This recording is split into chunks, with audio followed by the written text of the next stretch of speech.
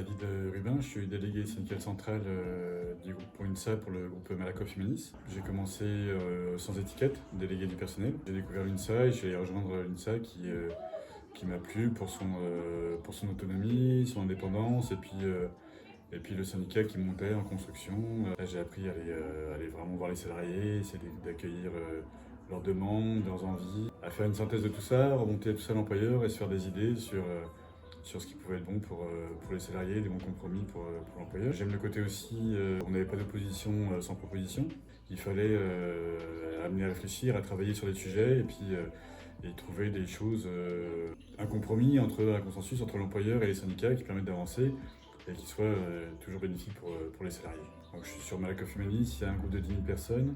On est 6 délégués syndicaux centraux, il y a une vingtaine de DS, il y en a une trentaine de sites. Il y a beaucoup de choses à faire et beaucoup de salariés à aller voir.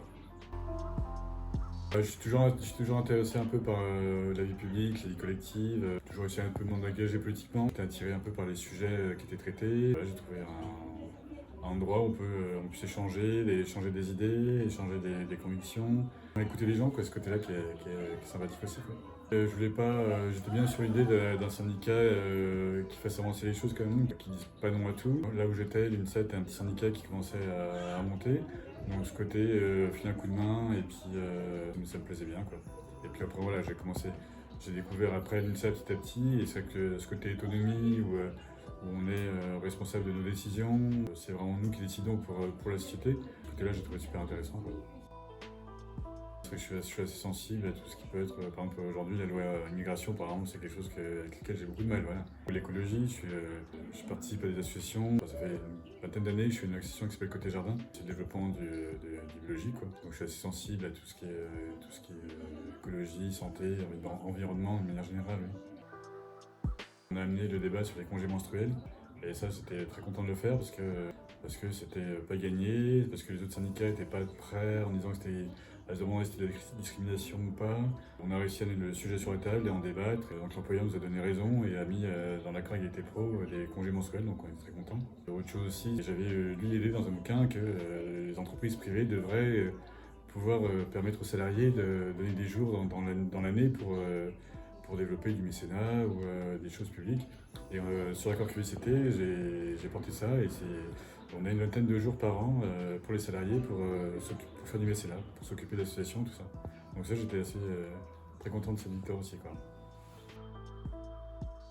Être à l'écoute, les représenter, porter leurs revendications, un peu un tri à faire entre une moyenne à trouver entre ce qui est réalisable, où est le mal-être, où ça va pas, où les choses qu'on peut changer, puissent collectivement porter leurs demandes. Des échanges, des formations, des réunions comme aujourd'hui, on peut rencontrer des gens d'autres secteurs. On nous aide aussi pour le développement, parce que comme on est sur beaucoup de sites, on peut avoir besoin d'un coup de main pour distribuer un tract sur un site où on a du mal à aller, sur la partie juridique aussi. La retraite, les bons souvenirs que j'ai, c'était de rencontrer les gens des rencontres interprofessionnelles en fait, des situations différentes, des problématiques différentes. C'est ça qui est riche aussi, ce que j'aime beaucoup aussi dans les formations INSA, c'est qu'on arrive à rencontrer des gens qui sont dans des secteurs complètement différents, avec des problématiques et des sujets complètement différents, c'est ça que je trouve le plus intéressant, quoi. Surtout un souvenir de collectif, d'échanges, de réflexion, les retours avec la direction, les compromis, et à la fin arriver à avoir un accord qui soit un bon compromis et puis issu de réflexion collective et de motivation collective.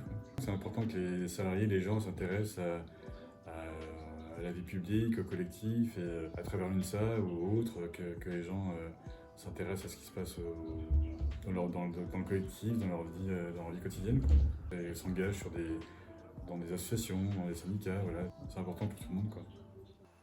De rien.